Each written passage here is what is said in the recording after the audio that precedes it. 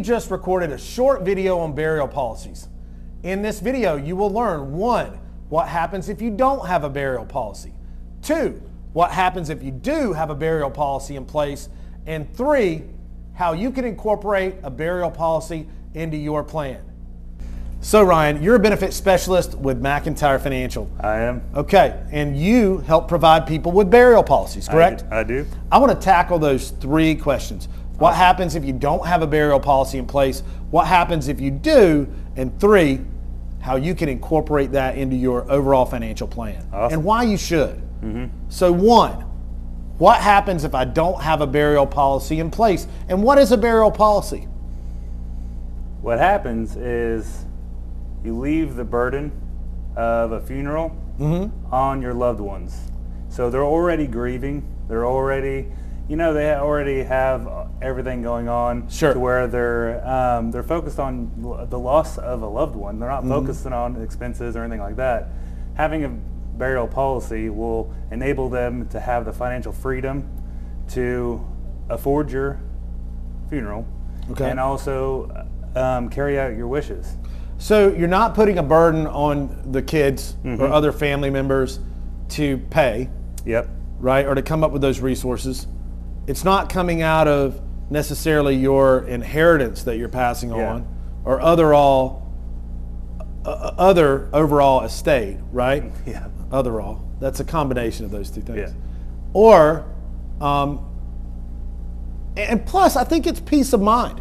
You know that this is taken care of. If I had a checklist, it would be on my checklist of things to take care of. Yes, definitely. Right? Definitely. Now, the beneficiary of a burial policy could be an individual.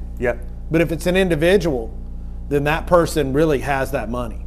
And it's up to them whether they want to spend it for burial. You want to. You want to. It could be a funeral home. It could be a funeral home. That's what I've seen many times. Is we just make the funeral home the beneficiary of that policy, then you go ahead and have your plans in place. Sometimes you can go ahead and get a pre-price guarantee locked in. Right? That's exactly right. Because sometimes it'll increase. Funerals are going up and up and up. Oh, they are. And inflation right now. I mean, it's insane. Are they up 20% this year? I don't know. Or 30? Who knows? Right? So you could lock in. One way to lock in is also to irrevocably sign it over. So you make it irrevocable, and the beneficiary is the funeral home. So you've taken care of that. You've really taken care of that and not put that burden on someone else. And you don't even have to come out of pocket your own money to do that, right? Lump sum. You're paying a premium payment, I believe, which is a small payment. It is very. Usually it's a very extremely affordable. Rarely anyone out there who can't afford a burial policy. And you can get it at an older age. Sure. It's accessible for elderly people and people with high risk. Sure. So a burial policy is something that pays for burial, obviously, right? Second part of that, what happens, or second thing, what happens if you do have a burial policy in place? We've kind of already covered that, but let's lay it out there specifically and plainly for everyone out there watching. Well, people don't usually think of the cost that comes in that are accrued when you do die. There's a burial fee. There's cemetery fees. There's music fees. There's hearse fees. There's just a plethora of different costs that that flower arrangements is everything. It costs money. And people don't think of that. They don't plan on that. But this will cover it. So your loved ones, like I said, will not have to think about doing that. So if you have it and it pays for it, then it's paid for. And it's easy. And if, like, let's say you wanted to get cremated, or let's say you wanted to be buried normally, your wishes could be easily carried out. They can't be thinking about which one's cheaper. You're not forced into, say, a cremation or something like that because you don't want to. You choose that because you want to, and you've got that covered. Right.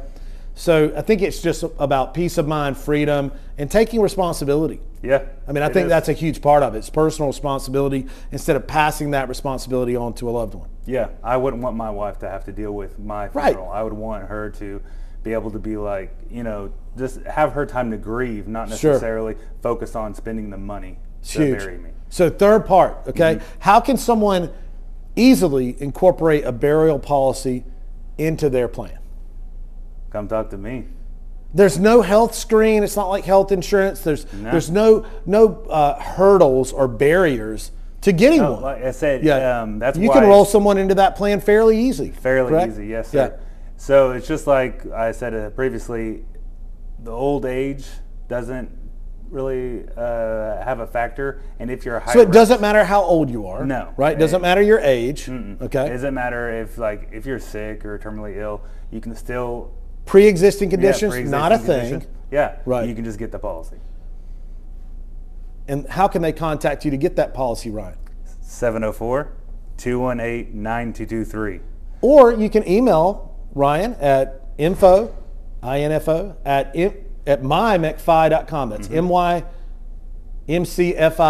mymcfi.com. Check us out on that website too. Yeah, and look us up on Facebook as well. All social media, we're there. Yeah. Okay.